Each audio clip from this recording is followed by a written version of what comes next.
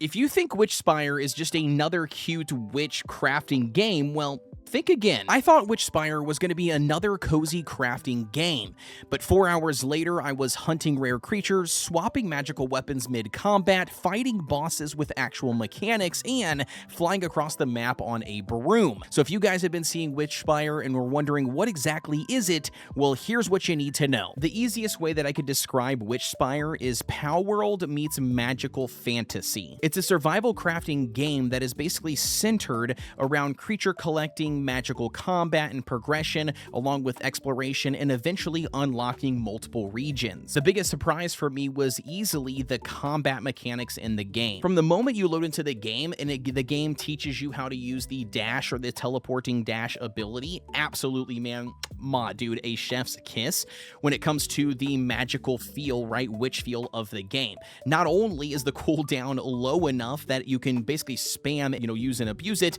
but also it fits very well with the magical theme and you feel like a real witch/mage.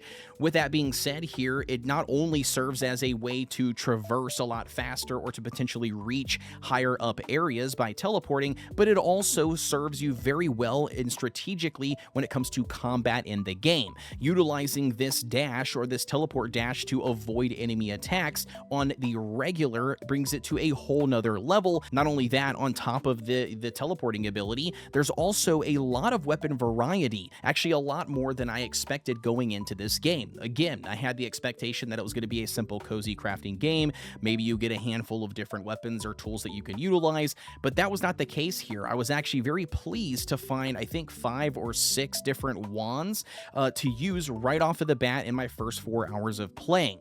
Not only that, on top of the wands, I also got different armor sets and different armor gear pieces that, changed the way that I would like to play, whether it's buffing, spell blade damage or wand damage or, adding more healing from my healing abilities. Again, really good variety. Also, it's worth mentioning here with the different wands, each one has different abilities.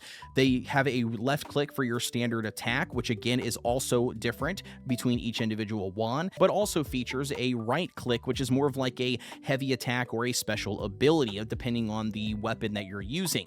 Either way here, they felt very different, and I did find myself even strategically swapping back and forth mid-fight according to what I was going up against. If I was getting bombarded, I could utilize this wand, for instance, which puts these little circle orbs around me. I could immediately swap to my more single target wand that does a lot more damage on its initial hit.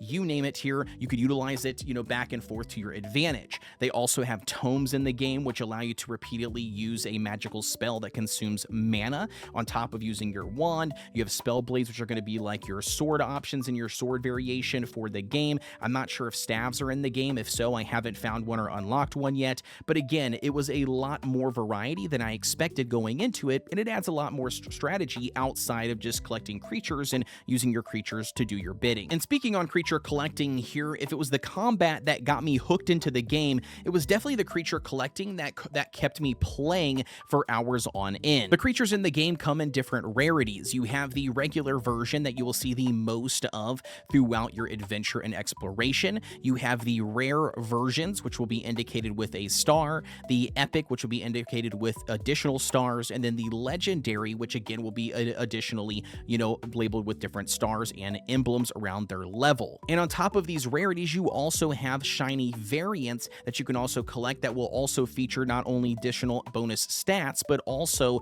additional unique skills. And honestly, once I discovered the different rarities and even shiny variants of these creatures that you're stumbling upon during your adventure, I was automatically hooked. And I found myself just getting lost in trying to catch the rarest version of that said creature that I could catch. And obviously, at the bare minimum, if I was trying to get in and out of an area and happen to stumble across a new creature for the first time with no, special rarity variants, I at least, at the very bare minimum, wanted to catch at least one version of it just to throw and have into my arsenal. And honestly, when it comes to the creature collecting aspect of Witchspire, I think they've done a very good job here of it being a perfect blend between making it challenging enough where it's not an instant, capture or guarantee to get that creature, but on top of that, there are things in the game like incense and stuff that you can use to increase your chances. And when you do capture one, it not only feels amazing, but it also piques your curiosity because you want to know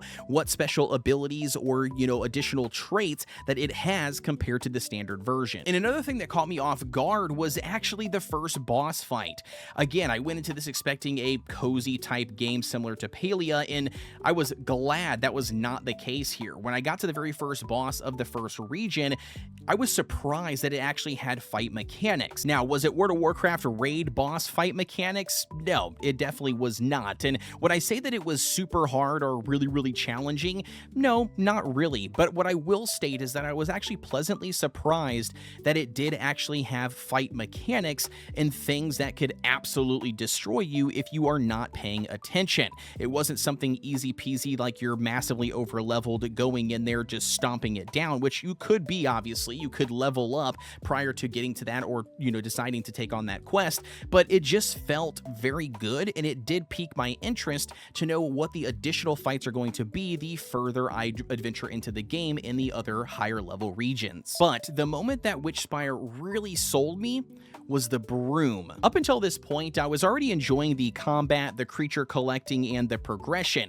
but unlocking Flight completely changed how the game felt. And honestly, it feels fantastic. The controls feel responsive, the speed feels good, and the moment you take off, the world immediately feels bigger. And my favorite part here, when you run out of stamina from holding down the sprint button to fly faster, you don't just immediately drop out of the sky to your death like you would expect to happen. Instead, you just go back to the base normal speed of flying until your stamina bar regenerates, and then you can press and hold shift again to take off. It's a small feature, but a huge quality of life, and definitely gives me the feeling of like, oh yeah, the developers have played this themselves prior to shipping the game. Now, with all of that being said, Witchspire is not a perfect game. It's obviously launching into early access, and it definitely does have some issues. The biggest weakness for me brings us to the UI. I think that the core mechanics of the game work very well, and the performance here on my rig ran smoothly with zero issues for the entire 4.5 play session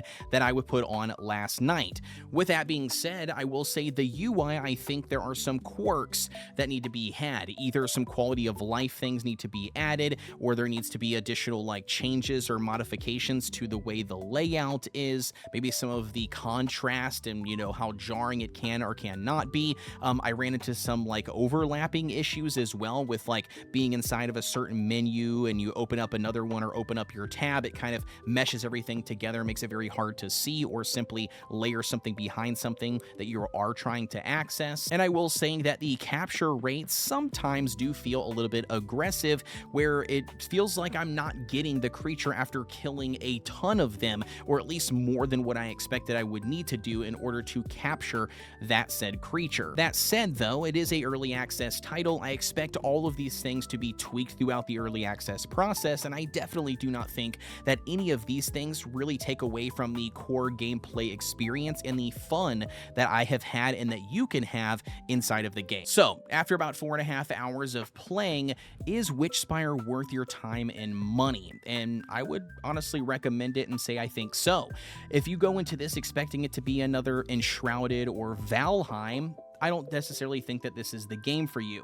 However, if you do love games like Palworld or creature collecting games alongside survival crafting games, Witchspire is definitely one that you should put on your radar, because underneath this cute witch magical theme is a creature collecting survival game similar to Palworld that is built around magic, companions, boss fight, and a lot of exploration. And honestly, I can't wait to jump back in and see what's waiting for me here in the new region.